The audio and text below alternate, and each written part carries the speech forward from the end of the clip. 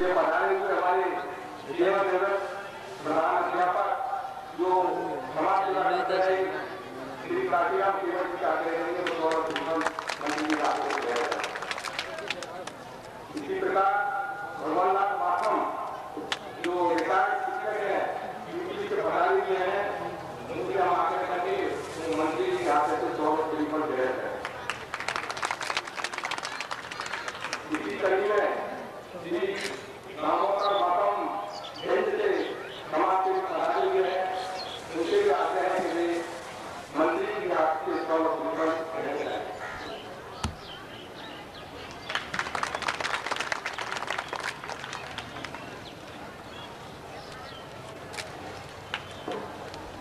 और ये कार्यक्रम के संचालक जो बधाई हुए हैं उन्होंने कई माननीय महापुरुष हैं हमारे जो देश का बदल रहे वो साथियों को अपने घर के पर छोड़ा था ऐसे साथी हमारे भाई ऐसा बाबा हमारे हाल का नाम करवायु। अच्छा आप बोले, अच्छा इसलिए आप बोले नहीं।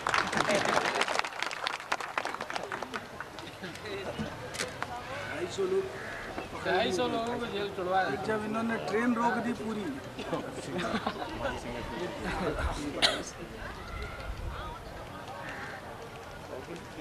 सुबह की बात हम समाप्त करेंगे डेली आकर के हमारे लोकप्रिय मंत्री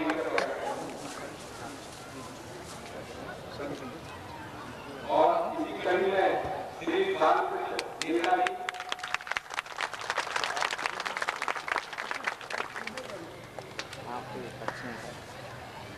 श्री बालकृष्ण नीला जी श्री जो हमारे मध्य समान समाज में माजी नरेंद्र मोदी की श्री कार्य मोदी सत्तर जी का श्री भूल जी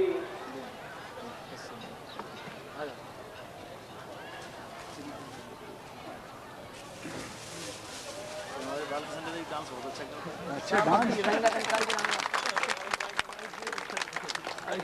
अभी एक टेस्ट किया जाएगा तो अभी बोल रहे हैं और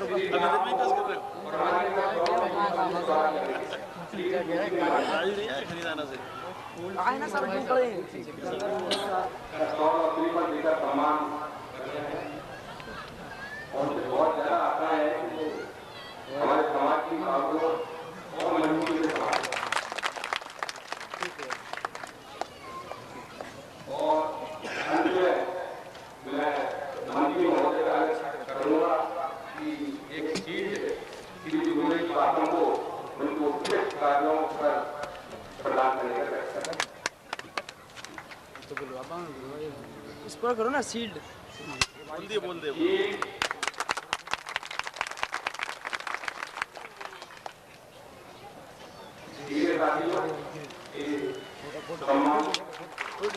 जिंदाबाद जिंदाबाद जिंदाबाद जिंदाबाद साथियों आज के कार्यक्रम के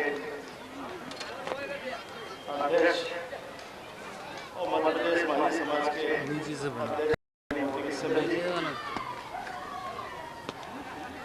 संभागीय अध्यक्ष श्यामलाल जी, युवा अध्यक्ष राजू बाथम जी, गोपी चंद्र कश्यप जी, भोलानाथ जी एडवोकेट, बलराम बाथम जी, माननीय श्री प्रीतमदास जी महाराज जी, दुबई जी बाथम जी, काशीराम केवट जी और पिछोर मंडी के उपाध्यक्ष आदरणीय कुंजलाल जी, खनिहार नगरपालिका के उपाध्यक्ष आदरणीय प्रेमियों सज्जनों बच्चों, हमारे बुजुर्गों के कर्तव्य ने रामायण काल से माझी समाज के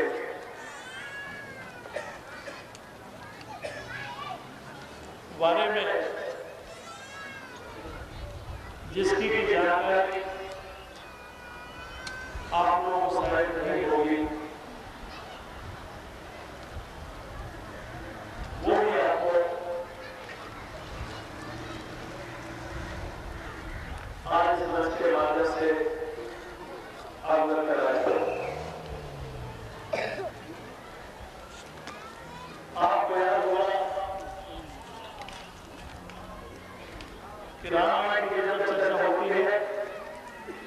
राम की जब चर्चा होती है,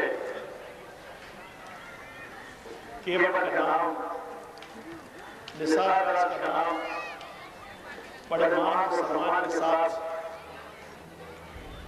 धर्म प्रेमी लोग, हम सब लोग सदैव मिलते।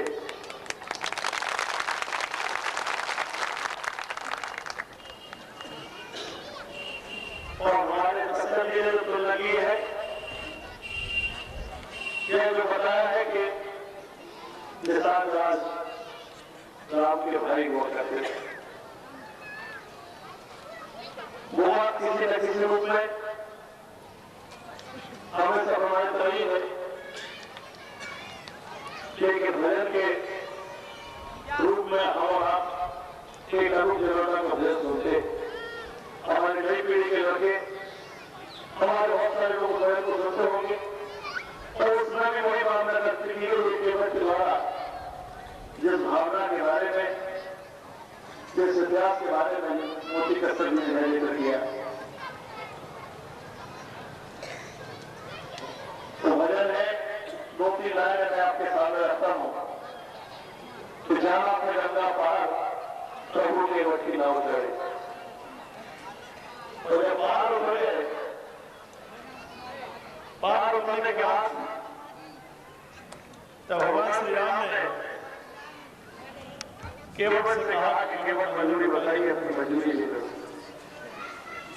तो आप याद करो अच्छी तरह, केवट ने जवाब में एक ही बात कही कि भाई से न भाई लेत, नाई से न नारी लेत, नाई से न नारी लेत, धोबी से न धोबी, दे के मजूरी मेरी जात न बनाई हो, जब मैं आऊं तुम्हारे पार तो पार वो है तुम नारी। इस बात से प्रमाणित होता है।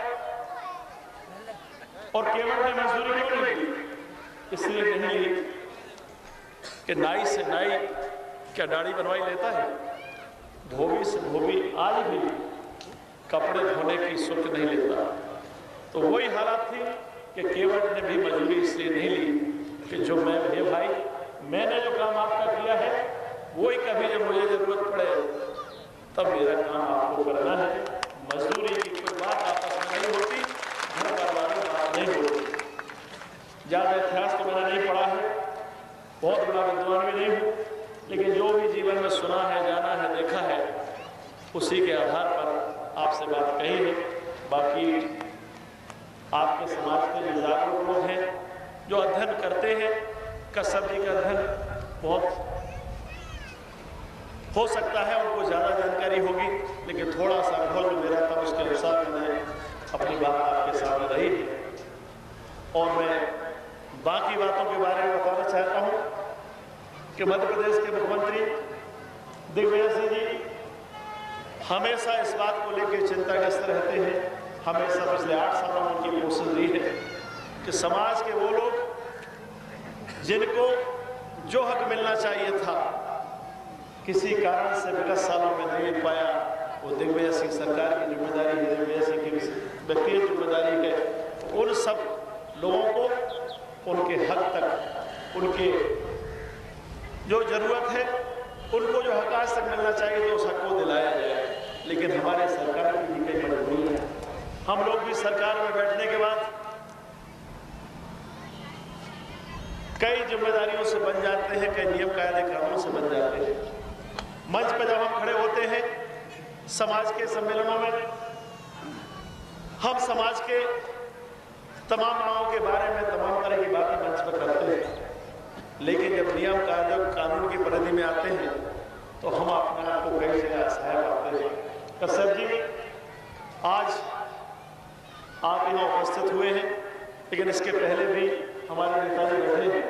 अमरेश्वर मंदिर हमारे मेरे गाँव के पास ही, वहाँ बैठ के जब मैं 93 में गया तो सबसे पहले जीवन जाति के लोगों को इकट्ठा करके बारिश को अवसर दे जाती और विद्यार्थी को शामिल करने की बात की शुरुआत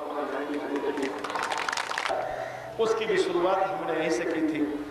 लेकिन मध्य प्रदेश सरकार की सीमा मर्यादा मैं भी समझता हूँ, और कश्यप जी आप भी अब विधानसभा में हमारे साथ रहे हैं, आप भी अच्छी तरह समझते हैं कि मध्य प्रदेश सरकार के हाथ में माझी जाति को अनुसूचित जाति घोषित करना बस में नहीं। अगर मध्य सरकार के हाथ में होता तो कभी का हमारे पूरे ढीमर समाज को अनुसूचित जनजाति की श्रेणी में घोषित कर दिया जाता।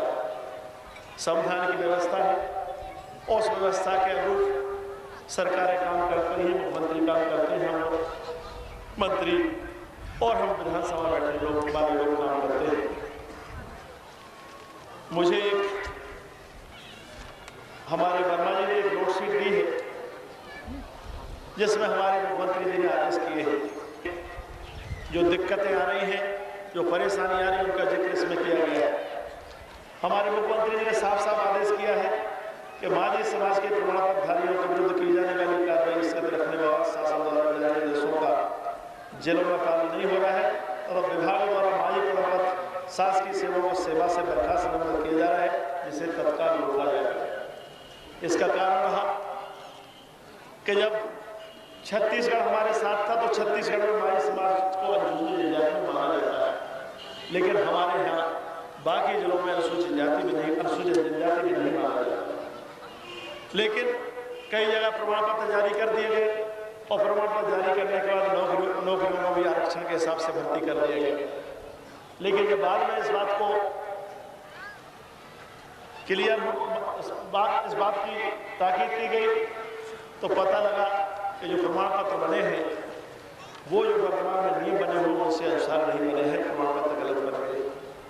कई हमारे माझी समाज के लोगों को जो भर्ती चाहे शिक्षाकर्मी की हो चाहे और नौकरियों में हो, तो भर्ती करने गया था उनको नौकरियों से निकाला भी गया और आरक्षण के अनुसूचित जनजाति के जो आरक्षण कई और मामलों में दिया गया था उनमें भी उनके खिलाफ कार्रवाई हुई।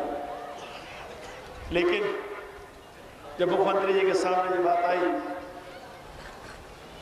तब इसी आदेश के जरिए वो कार्रवाइयों को आज रोका है। मैं ये बात तो नहीं कह सकता कि आपको अनुसूचित जनजाति में शामिल कर लिया गया है या आपके पूर्व में जो अनुसूचित जनजाति के प्रमाण पत्र बन गए थे वो सही है गलत, इस बारे में कुछ नहीं कह सकता।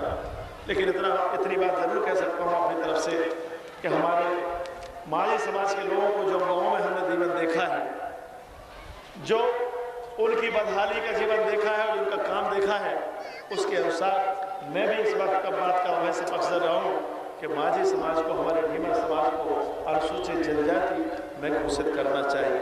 लेकिन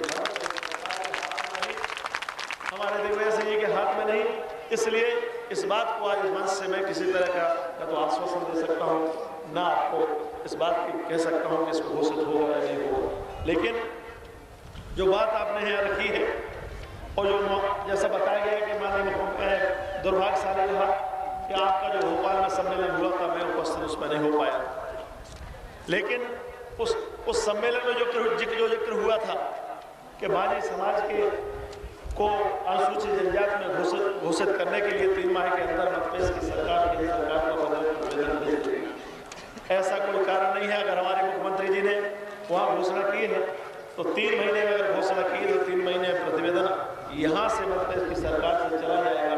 ये जिम्मेदारी मध्य प्रदेश के मुख्यमंत्री की तो है, लेकिन माननीय मुख्यमंत्री जी के साथ जो हम लोग काम कर रहे हैं, हमारी भी नैतिक जवाबदारी है कि आपके समाज के सामने अगर मुख्यमंत्री जी ने कोई घोषणा की है उस घोषणा का क्रियान्वयन मध्य प्रदेश की सरकार और मुख्यमंत्री द्वारा समय सीमा हो जाए। क्या कारण है मैं जाके पता करूँगा, प्रसाद जी को जानकारी करनी होगी, वर्मा जी को जानकारी करनी होगी। मुझे चूँकि जानकारी नहीं है इस बारे में आज मैं इस मंच से कोई बात नहीं कर रहा हूँ, लेकिन मुख्यमंत्री जी की घोषणा है तो इसका पालन होगा। बाकी आपकी जानकारी के लिए कुछ बातें और यहाँ मंच से उठी हैं।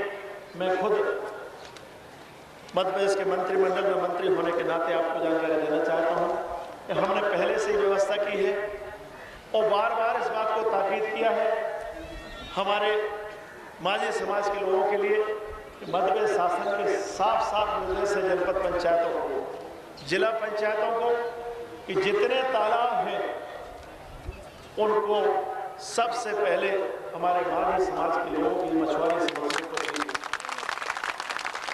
और इसका पालन भी कड़ाई से किया जा रहा है। मध्य प्रदेश में जहां जहां जानकारी मिली है, जहां जहां इस नियम का पालन नहीं हुआ है। जब जब हमारे सामने बात आई है हमने तत्काल उसके खिलाफ कार्रवाई की है। लेकिन दिक्कत एक बात की है, और जो हम भुगत रहे हैं यहाँ बैठे लोग भी जानते हैं और सभी आप अच्छी तरह जानते हैं, बाबा जी आप अच्छी तरह जानते हैं कि मछुआरों की समितियां बनती हैं, तालाबों को लीज पे दे दिया जाता है। इसी पिछोछत का मैं उदाहरण दे सकता हूँ, लेकिन असली में काम करते हैं ठेकेदार। हमारे चंद समाज के लोगों को वो ठेकेदार पटा लेते हैं, कुछ लालच दे देते हैं, उनके नाम पर समिति बन जाती है और काम में जब हकीकत मालूम करते हैं तो पता लगता है कि ठेकेदार काम कर रहा है, मछुआरे लोगों को काम नहीं करता। हमारे ही चंद लोग बिक जाते हैं।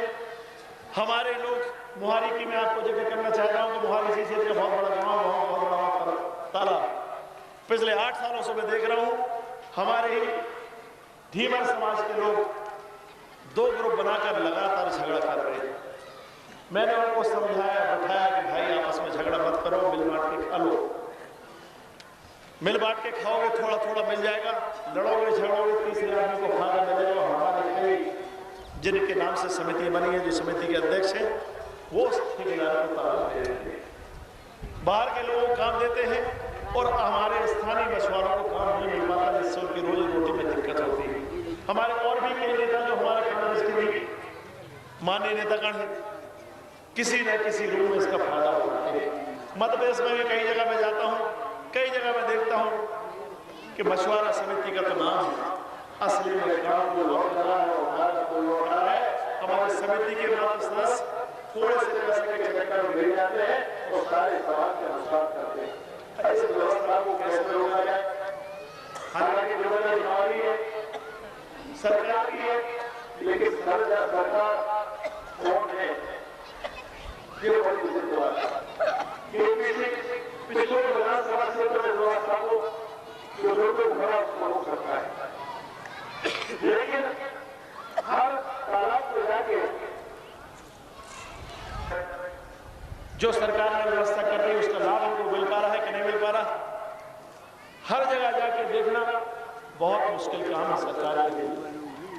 मेरी आपसे ही गुजारिश है, आपसे ही विनती है कि सरकार ने जो व्यवस्था की है, मध्य प्रदेश की दिव्य से सरकार की जो धारणा है, हम आप लोगों को काम देना चाहते हैं। मध्य प्रदेश के एक एक तालाब को मछुआरा समिति को देना चाहते हैं, मछुआरों को काम मिले, मछुआरे काम करें। लेकिन इस उद्देश्य में हमें सफलता तब तक नहीं मिल सकती जब तक आप आगे बढ़ के काम न करो। मैं अपने इलाके में हर व्यक्ति को कहता हूँ, चाहे आदिवासी हो, चाहे हरिजन हो, चाहे मछुआरा हो, चाहे कोई हो, कि अगर आपको हक नहीं मिलता है तो जबरदस्ती आगे बढ़ के छीन लो। डरने की जरूरत नहीं है, प्रशासन आपके साथ है, मैं आपके साथ। कभी भी आपके हाथ की लड़ाई में आज तक आपको कभी फीट नहीं दिखाई, हमेशा आपकी मदद करने की कोशिश की है। लेकिन मदद उसी की हो सकती है जो मदद पाने के लिए आगे बढ़े। जो सोता रहेगा, घर पर बैठा रहेगा, उसकी कौन मदद कर सकता है? चलाया उसको जा सकता है जो चलने को तैयार है, लेकिन जो चलने नहीं चाहता, जो बैठा रहना चाहता है, जो काम नहीं करना चाहता, उसकी मदद कैसे की जा सकती है? मैंने पिछले 8 सालों में लगातार कोशिश की, आपको अच्छी तरह ध्यान है कि हमारे वो कमजोर वर्ग जिनकी संख्या नहीं है, संख्या में कम है, वोट की ताकत कम है, लेकिन सीधे साधे लोग हैं, गरीब हैं, कमजोर हैं, किसी न किसी बात को लेकर परेशान है। राजनीतिक शक्ति, वोट की शक्ति की वजह से राजनीतिक शक्ति कमजोर है। लेकिन मैंने कोशिश की है कि एक चाहे वो किसी भी जाति से संबंध है, अगर गरीब है, कमजोर है, तो उसका हक उसको मिल जाए। चाहे शिक्षाकर्मी की भर्ती हो, चाहे समृद्ध शिक्षक की नियुक्ति हो, चाहे राजनीतिक रूप से किसी जगह चुन के बैठने की व्यक्ति हो। आप उम्मीद करो, कश्यप जी आपको कहना चाहता हूँ, आपके समाज नेताओं को कहना चाहता हूँ, इस पिछोड़ क्षेत्र के लोगों को भी कहना चाहता हूँ, क्या आप उम्मीद करते थे कि मंडी में कोई उपाध्यक्ष आपकी जात का बैठ पाएगा? क्या आपकी संख्या इतनी है? पिछोड़ मुश्किल से 2-4 हज़ार वोट होंगे, 5,000 वोट होंगे, 10,000 वोट होंगे, इससे ज़्यादा वोट नहीं। और वोट के हिसाब से क्या आप कल्पना कर सकते थे कि आपके समाज का कोई लोग मंडी का उपाध्यक्ष बने? आप ग्राम गजौरा के रहने वाला जो बहुत ज़्यादा पढ़ा लिखा भी नहीं है, मुश्किल से कितना पढ़ा लिखा होगा? 2-4 5 10 मुश्किल से कहीं पिछोड़ के पास के रहने वाले हैं। वो उस गांव से है जिस गांव में उनके जात के मुश्किल से 25-50 लोग हो। इसके बाद भी पिछोर मंडी में वो उपाध्यक्ष के पद पर विराजमान बैठा हमने दिया। लेकिन अगर समाज के लिए काम करने की जरूरत है तो आप कौन करेगा? कुंजलाल जी अगर काम करने की जिम्मेदारी आप संभालते हैं, समाज के दुख को भागीदारी करते हैं, तो हमारे बैठाने का आपका मकसद सही निकलता है। और अगर आप अपने काम को नहीं करते हैं और वहाँ बैठ के आप माझी समाज के लोग की मदद नहीं करते हैं तो हमारे बैठने से फायदा क्या है? इसी तरह से हरियाणा नगर पालिका में सब खड़ा सामने नगर पालिका में पार्षद चुन के आया, अपनी खुद की शक्ति से आया, समाज का भी उसको समर्थन मिला। लेकिन इसके बाद उसको हमने नगर पालिका के उपाध्यक्ष पद पर बिठाया। क्यों बिठाया? इसलिए बिठाया कि हम जानते हैं कि माझी समाज, केवट समाज, भीमर समाज के लोगों को साधारणता कोई भी नेता आपको पद पर नहीं बैठने देगा, क्योंकि आपकी उनको जरूरत उतनी नहीं। लेकिन मैंने कोशिश की कि ऐसे वर्ग, चाहे बघेल समाज हो, चाहे और छोटे छोटे जो भी समाज हो, चाहे नौकरियों की बात हो, चाहे राजनीतिक पद प्रतिष्ठा की बात है, हमेशा कोशिश की कि ऐसे लोग जिनको कभी मान सम्मान नहीं मिला, जिनको कभी किसी ने नहीं पूछा, उनको पूछा जाए, उनको वोट के उनके बैठ के दुख सुख में साथ उनकी भागीदारी करें और कोशिश करें कि समाज के अन्य जातियों में जिस तरह से मान सम्मान प्राप्त है इस इलाके में, इस देश में और प्रदेश में, उसी तरह से मान सम्मान हर वर्ग के व्यक्ति को प्राप्त हो जाए, जो जिससे वो महसूस कर सके कि हम इस प्रदेश के, इस पिछोर क्षेत्र के, इस देश के भी हमारी भी कोई हैसियत है, हम भी कोई समाज में स्थान रखते हैं। लेकिन ये सब कोशिश तब तक बेकार है जब तक आप खुद आगे नहीं बढ़ते। खुद आगे बढ़ो, और आगे बढ़ना कोई दौड़ लगाने से आगे नहीं बढ़ सकता। आगे समाज को आगे बढ़ाना है तो हमें जरूरत पड़ेगी सबसे पहले शिक्षा की। माझी समाज हमारे इलाके में सबसे ज्यादा शिक्षित है। हमें मेहनत मजदूरी से इतनी फुर्सत नहीं मिलती। छोटे छोटे बच्चों से पानी भरवाते हैं, झाड़ू पोछा कराते हैं, अफसरों घर बैठते हैं, नेताओं घर बैठते हैं, बड़े बड़े जो हमारे और गांव के लोग उनके घर में काम करने भेजते हैं। क्यों भेजते हैं? मेहनत मजदूरी हम करें, हम अपने जीविका को साधन पैदा करें, लेकिन छोटे छोटे बच्चों को स्कूल भेजें। अगर वो पढ़ लिख जाएंगे तो नियम कायदे कानून समझेंगे, तब जाके अपने हक की लड़ाई लड़ पाएंगे। निरक्षर और अंगूठा टेक व्यक्ति सही मामले नियम कायदे कानून की जब तक जानकारी नहीं होती तब तक वो डरता रहता है। आज मोदी का शब्द हो जाए, वर्मा जी हम इस माइक से क्यों ढाड़ के बोल रहे हैं? इसलिए बोल रहे हैं कि जानते हैं कि हम क्या बोलना चाहिए, क्या नहीं बोलना चाहिए, और वास्तव में किस बात की जरूरत हमारे समाज को, इसलिए वो बढ़ चढ़ के बात करते हैं। आज हमारे पिछोर क्षेत्र का कोई व्यक्ति दमदारी से बात क्यों नहीं कर पाता? आज काशीराम जी हमारे नेताजी हेडमास्टर पढ़े लिखे सब कुछ है, लेकिन इसके बाद भी मोती के सब्जी की तरह बात क्यों नहीं कर पाते? इसलिए नहीं कर पाते कि मोती सब की तरह जानकारी नहीं। मास्टर तो हैं, पढ़े लिखे तो हैं, लेकिन मन में कहीं ना कहीं संकोच है, और संकोच दूर होता है पढ़ने लिखने से, जानकारी प्राप्त करने से। जब तक पढ़ोगे लिखोगे नहीं, तब तक कानून कायदे की जानकारी नहीं होगी।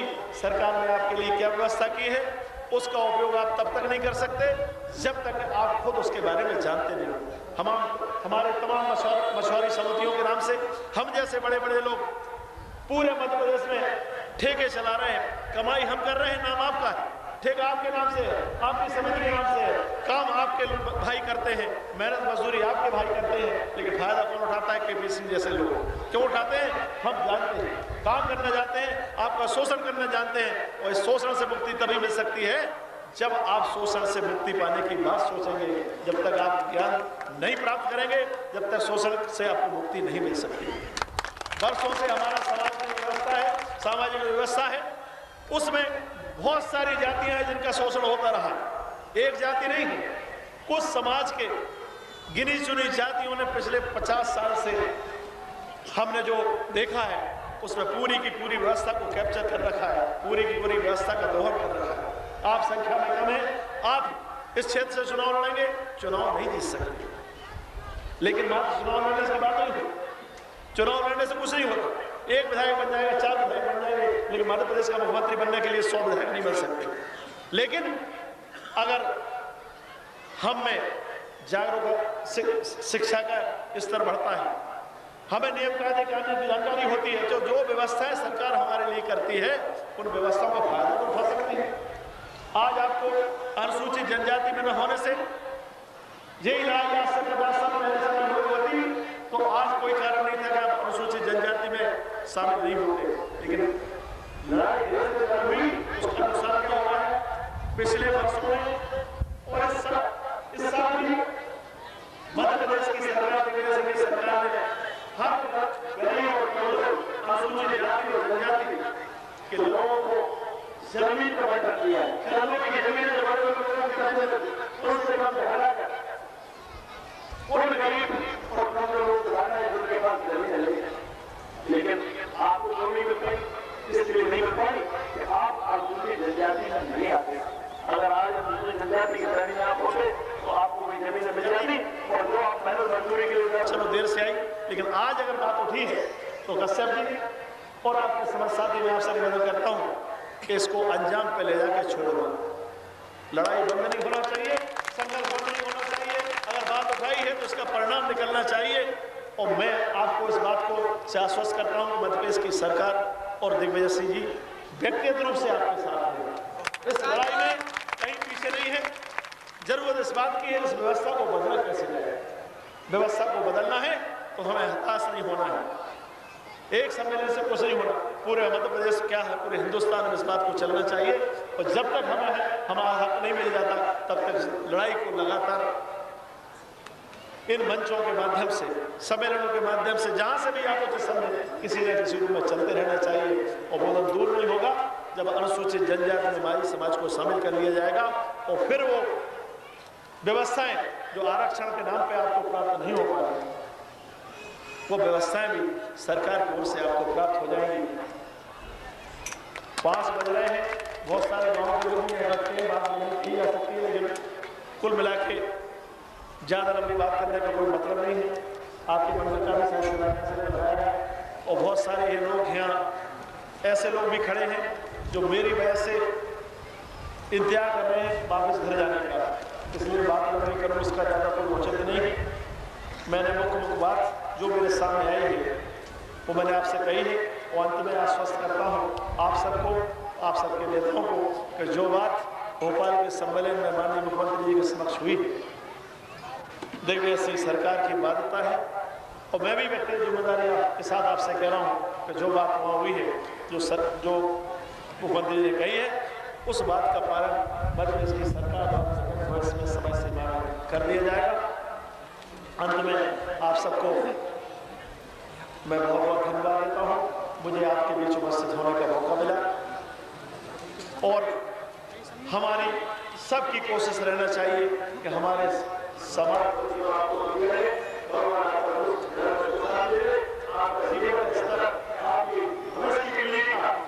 जो सपना है हमारा उसके सफलता करने के लिए धन्यवाद। जय हिंद।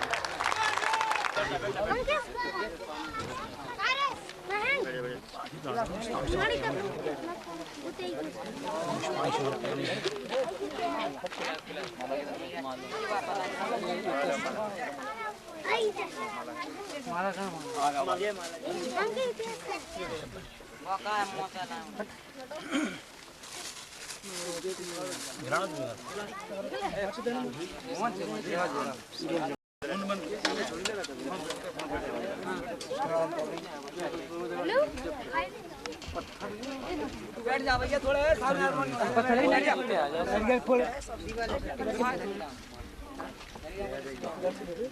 फोटो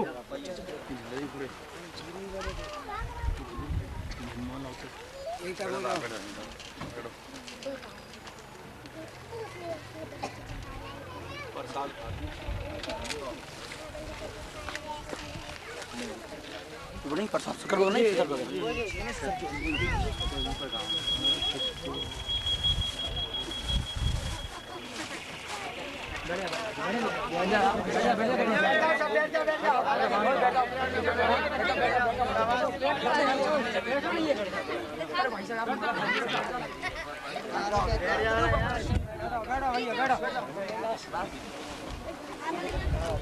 कोई ढंग का पत्थर उठाओ।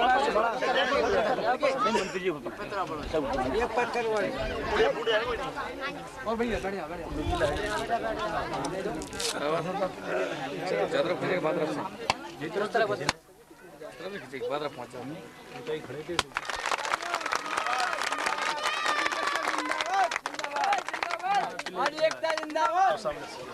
इधर सामने सामने से आ जाओ मैं उधर जाता हूँ, आप इधर खड़े हो।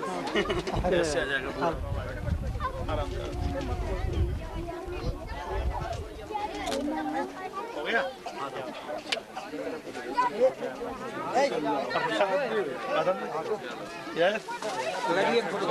ये कौन निकालिए? हाँ जा देखो। अरे और रह गई लड़की। समय नहीं रहा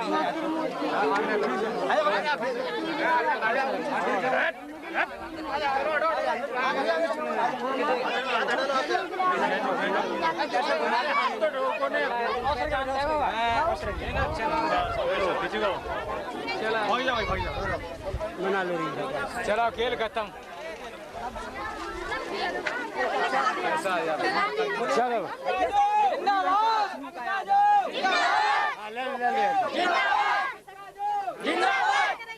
पक्का की चप्पल कहाँ रखी था कहाँ है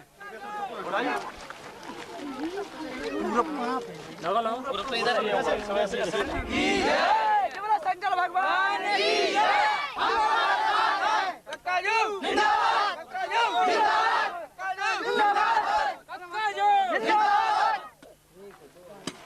दुबे जी बात जिंदाबाद।